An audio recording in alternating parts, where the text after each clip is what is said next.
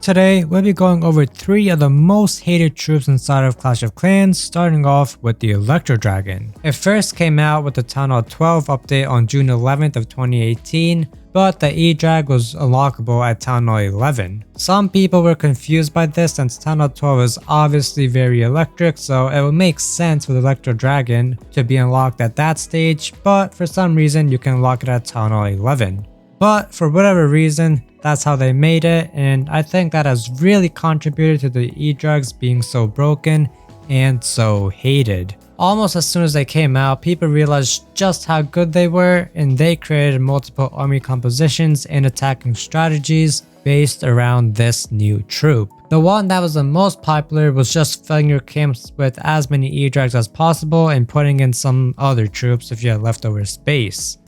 That, plus a bunch of lightning spells and a siege machine donated by a Town Hall 12 in your clan, made this attacking strategy extremely effective and almost a guaranteed 3-star against any Town Hall 11s. And while there are other attacking strategies that are very good and can also almost always guarantee a 3-star, the thing that made this strategy so OP and so hated was that there was basically no skill involved. All you needed to do was lightning spell 2 to 3 air defenses and then just spam the E-Drags in a line, and then sit back and watch the enemy base get destroyed. And your heroes just made the strategy even stronger because the king and queen could be good for luring clan castle troops, or just tanking a little bit, and the warden in air mode could help the E-Drags against seeking air mines. So realistically, the only skill required for this attack is knowing when to use a hero's ability and just not missing the screen when deploying your troops. Meaning that even a 5-year-old could easily 3-star you if they somehow got their hands on this army. Which is what makes this troop so hated, because it's seen as a cheap and scummy strategy. And I'm gonna be honest, I absolutely used and abused this strategy when I unlocked E-Drags at Town Hall 11 and used them well into Town Hall 12 before I started using other strategies, since it honestly was getting a little boring. But I use a slightly different strategy which I think is even better than the first one. This one is extremely similar, except you also add some balloons into the mix.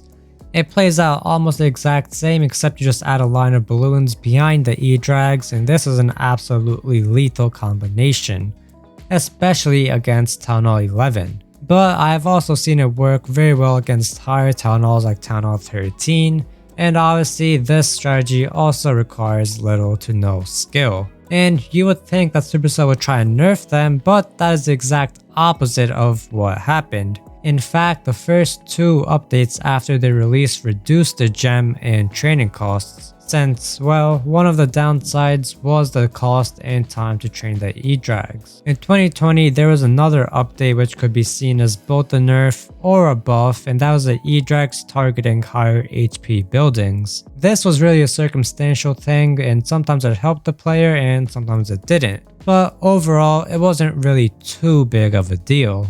And in 2022, they were made slightly faster, so overall, they haven't actually gotten any direct nerfs. So instead, people had to try and figure it out for themselves. This led to them designing bases just around the E-Drag, with sites like Clash of Clans layouts getting anti-air/Electro Dragon tags for base designs for all Town Halls ranging from 11 to 15. These bases heavily focused on making sure air defenses were far away enough so people couldn't destroy 2 at once with 1 round of lightning spells, and also making sure the buildings were perfectly spaced out enough so the chain ability on the E-Drags wouldn't be that effective. These bases also really focused on having perfect placements for air mines and air sweepers, as air sweepers could basically stop an E-Drag without a haste or raid spell helping it. And there have been numerous times where my attacks have been stopped because of one air sweeper. The game for anyone Town Hall 11 or higher has been changed by the E-Drags, and most people absolutely hate it when they get attacked by an army using them. But the E-Drags can also be bad for the attacker if it's one of the defending clan castle troops. Yup, it's almost as OP defense wise as it is offense wise. And just like the air sweeper is the main counter for offensive E-Drags, the poison spell is the main counter for a defensive E-Drag. This spell basically doesn't let the E-Drag get a hit off and gives enough time for the attacking troops or heroes to kill it. But if you don't have a poison spell, a defending E-Drag can be very annoying to deal with. Because, well, it can chain zap troops just like it does buildings.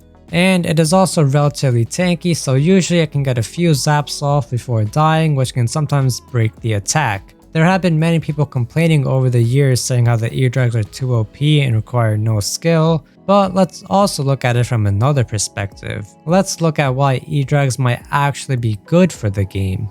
As mentioned earlier, one of the biggest problems is that the E-Drags don't require skill to use. But that may also be one of the biggest positives. Let me explain. There are two types of players, the casual player and the competitive player. The casuals make up the majority of the player base for all games, and these players don't have time to learn new metas and mechanics, or they just simply can't be bothered to learn a big complex army. This is where the E-Drags come in, since they're very easy to use and basically perfect for casual players. It allows them to enjoy the game while getting good progress done, and this causes them to stick around. Especially considering that the E-Drags are a viable strategy for all Town Hall levels from 11 to 15. Sure, you may not be able to get a 3-star all the time higher up, but casual players care more about just progressing and leveling up than getting the most trophies or getting on the leaderboard. They also go through the game a lot slower, and the E-Drags are perfect since they're reliable and the casual players won't have to try and learn new strategies just to not lose a battle.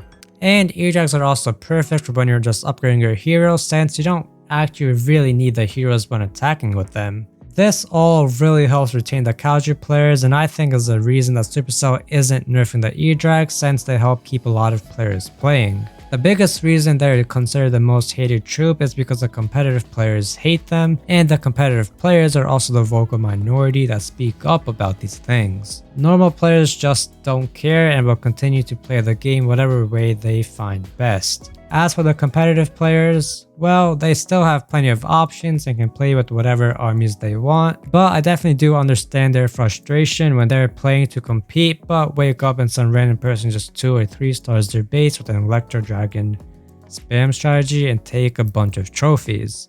So, overall, the Electro Dragon is definitely the most hated troop, but it's only hated by the vocal minority of players, not the silent majority. The silent majority will still continue to use the E-Drags and have fun with them, since overall it is a really good troop and extremely easy to use. The next most hated troop is a recent one, and that is the Root Rider, and even though it has received major nerfs recently, it is still pretty hated. So we need to start off in December 2023, as that is when the Root Riders were actually added into the game with the release of Town Hall 16. And originally they were still pretty strong, but definitely not near as popular as they are today. There were a few key things with the Root Riders that would make them strong and would allow for them to have an 85% usage rate in the future. The first thing was their ability to target defenses. Now, this is an ability that is shared by a ton of really good and important troops inside of the game. Like, as for dealing damage, you have the Hog Riders and Balloons, which target defenses and are considered very strong and are both really popular troops as well. And then for tankers, you have like the Giants and Ice Golems, which are also really strong troops, with the Giants being better at the lower town halls and the Ice Golems being better at the higher town halls. So the Root Rider will become the 6th troop in the game that targeted all defenses first, which is a key detail to remember.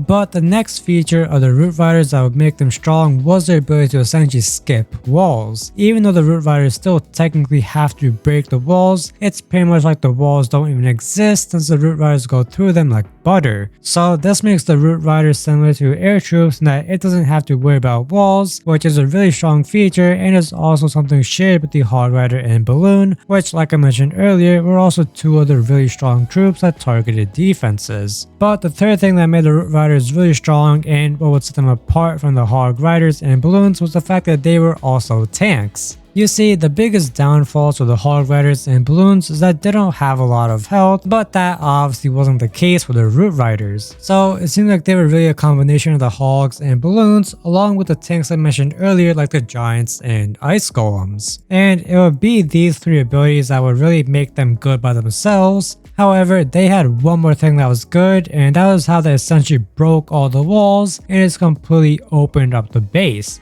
Unlike air troops or ground troops like the Hog Riders and Miners, the Root Riders actually destroy the walls instead of just skipping over them. And this would allow other troops to easily follow behind, and therefore the Root Riders acted as a perfect push into a base and would act like a shield for the higher DPS troops in the back. So all of these reasons would make them really good upon their launch, and they very quickly became pretty popular in the game. But other strategies like Hybrid were still really popular, and the Root Riders hadn't exactly fully taken over, though they were good enough to get a lot of attention, and they would end up receiving their first nerf in February, which was just simply a reduction to their health, with them losing between 550 and 600 health depending on their level. And in the grand scheme of things, this was hardly even a nerf since these troops had thousands of health, so just a small decrease of 600 would barely even do anything and would cost at most like a few seconds of their lifespan.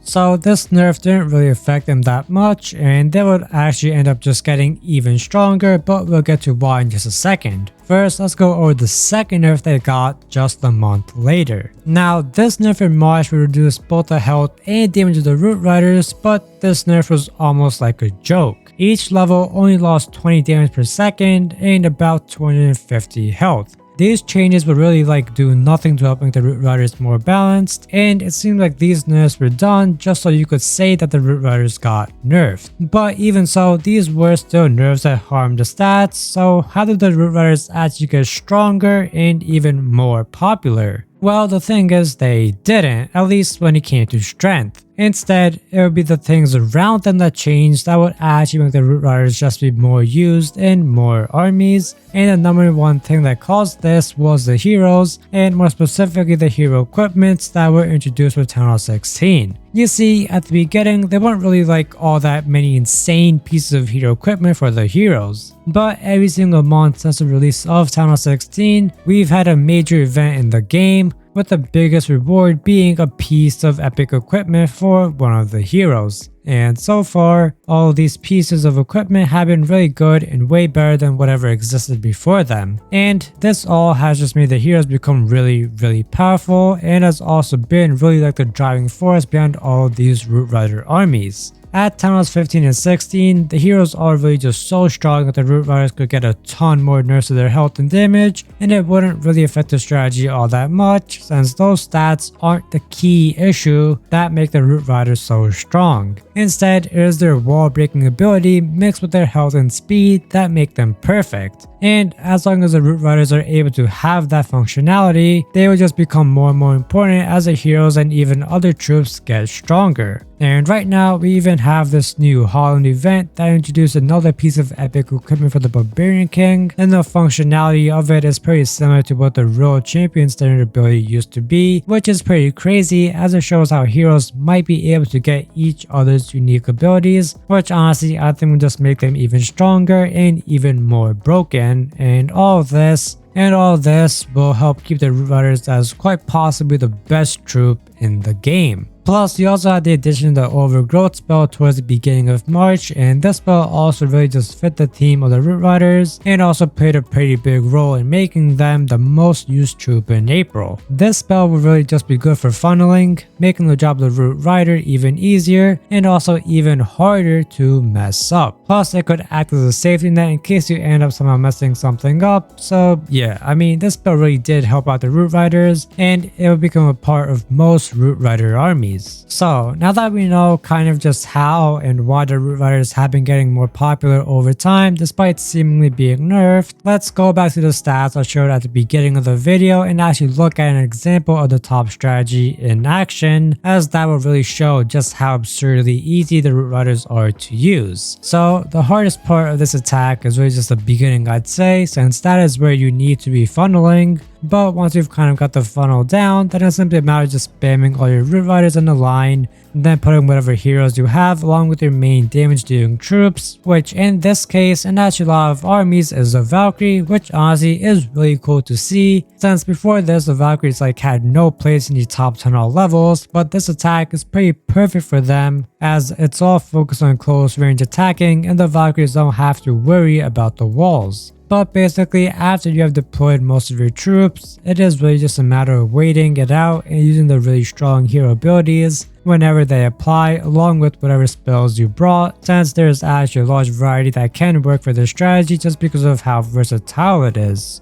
But yeah, I mean that's about it for this attack. As long as you don't mess up the funnel and the spell placements, then you should get a pretty easy 3-star in the majority of cases. And there are also plenty of other damage dealing troops that you could use, such as the witches, but I'm not gonna bother getting into all of that as I assume you got the point. But overall, these attacks are really easy and effective, which is just what makes them so enticing and so popular, similar to how the dragons and electro dragons were. And the root riders also aren't just limited to Town Halls 15 and 16. In fact, you can get them as low as Town Hall 6 through the clan castle due to their relatively low housing space. And even though you would really only have one root rider, it was still really strong, and honestly at those low town hall levels with the low level defenses, a single root rider was more than enough to guarantee a 3-star if used properly with a supporting army. So overall, the root riders are just really strong since they haven't properly gotten nerfed, and because their function in the game allows them to really be perfect for supporting the increasingly powerful heroes and other damage dealing troops. So, how could Supercell possibly balance out the root riders without touching the heroes? Well, one thing that I think could be useful could be to make it so they at least need 2 hits to go through a wall instead of instantly breaking, since it really is the speed that the root riders break the walls at that allows for these big pushes that just run through an entire base. So making them just a bit slower could definitely help out with this, and something similar could be to make it so they only destroy one single wall piece instead of an entire row, as that would create a bit of a choke point for all the units following behind, and that will help slow down the attack a little bit as well.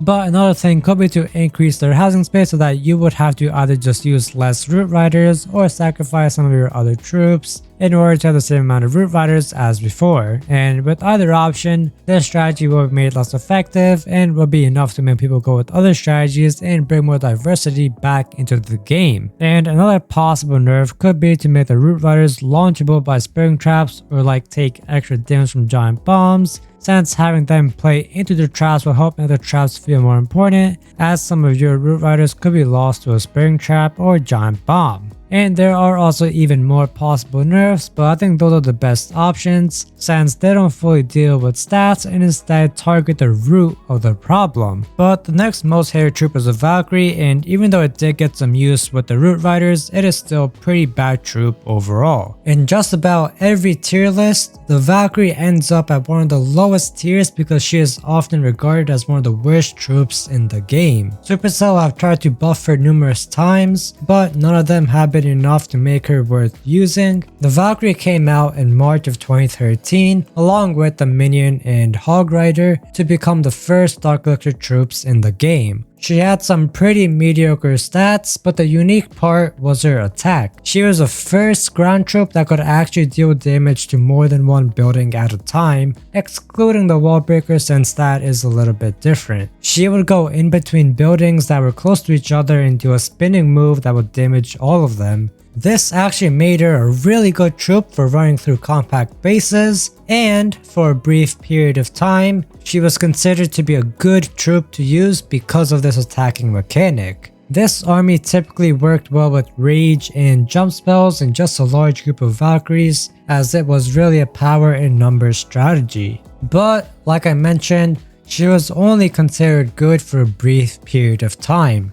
This is because people quickly caught onto the strategy and a lot of them made their bases slightly less compact, which essentially ruined the only thing the Valkyrie was good for. The Valkyrie was basically useless if she was only attacking one building at a time, since she did less damage than other troops and she had less health. Supercell tried buffing her over the next few months with higher damage and even 20% more health, which is a pretty big difference, but it wouldn't really help too much. The biggest issue with the Valkyrie was that she was only really useful between Town Hall 8 and Town Hall 9, and that's not good considering you unlock her at Town Hall 8. The reason she was only good at those levels was because at Town Hall 10 the walls became a lot stronger, and there were things like the multi-target Inferno Towers that were a big counter for the Valkyrie. At the lower Town Hall levels, the buildings were just around the right level that the Valkyries could destroy them fast enough while being able to tank the defenses, which also weren't very strong. The Valkyries couldn't compete in the higher Town Hall levels because the bases got a lot stronger and there were so many more defenses that could destroy them, while they themselves didn't get too much stronger. And I'd say that Town Hall 11 really is what marked the complete end of the Valkyries and basically got rid of them as a potential troop for your army. This is because Electro Dragons were unlockable at this Town Hall, and those dragons basically changed the whole meta. The Electro Dragon was another troop that was really good with compact bases, and the introduction of it basically got rid of compact bases entirely from the game for the higher Town Hall levels. This is because the Electro Dragon is one of the best troops at all Town Hall levels, even if the base isn't very compact. And so from this point onwards, most bases were almost impossible to 3-star with Valkyries, and this basically rendered them useless for anything above Town Hall 9. But Supercell kept on trying to get people to use the Valkyries. They brought her training time all the way down to 3 minutes from 8 minutes, which is a massive difference and probably the biggest difference for any troop in the game. The purpose of this was most likely to encourage players to try and use her for farming attacks, as you would be able to do way more battles in a shorter amount of time, but there were also many other armies and strategies for farming that were just better even after the change. They also tried to increase her health by a bit, but it wasn't really too big of a difference and didn't really matter. And in 2020, they've added the Super Valkyrie, which is arguably even worse than the normal Valkyrie. The Super Valkyrie has more HP and is stronger than the normal Valkyrie, and her super ability is that she drops a raid spell after she dies, but that's really it. Her increased power doesn't really help much, and trying to use her as a raid spell is very tricky and often unpredictable, because if she is one of the last troops dead, then it is essentially just a big waste. The Super Valkyrie also just isn't worth it since you can't hold many of them, and it would most likely be more beneficial to just train normal Valkyries instead. And like I mentioned earlier, the Valkyries just weren't good for higher Town Hall levels, and you would have to be at least Town Hall 12 to even train the Super Valkyries. In June of 2022, they added a ton of buffs, but even then, they still weren't good enough to be used by most people, and I think the whole situation with them can be best summarized with what Clash Bashing said in his Super Troop tip video. Our next tip is for the Super Valkyrie, guys, and this tip is don't use them. They're just not practical right now. The Valkyries just are so uncontrollable. Unless you're like a highly skilled, highly professional player, Super Valkyries most of the time aren't going to work out for you. And with 40 housing space, they're just not super practical in my opinion. And in that clip, he says that people shouldn't use them unless they're highly skilled.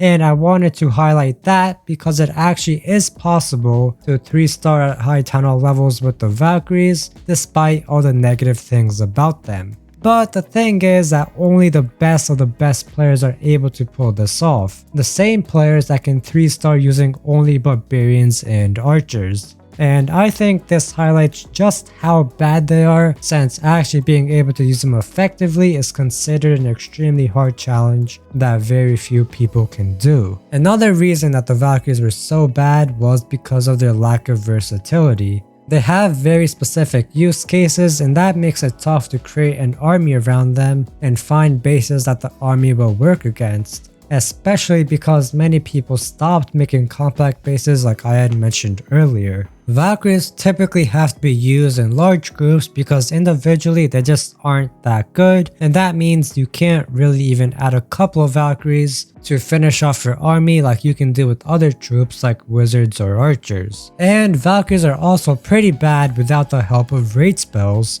which just limits them even more. All of these things have contributed to the Valkyries becoming one of the worst and least used troops in the game, but there's also one final reason. And that is that there are simply just much better options for the different Town Hall levels. For example, at Town Hall 8, you have dragons and balloons, which actually can be used at any Town Hall level, but for now, let's just say they're good for only Town Hall 8. At Town Hall 9, you unlock the Queen and basically have so many different armies that can be paired up with the Queen Walk. And at Town Halls 10 and higher, you wouldn't really use Valkyries anyways, due to the different defenses, so the competition realistically doesn't even matter there.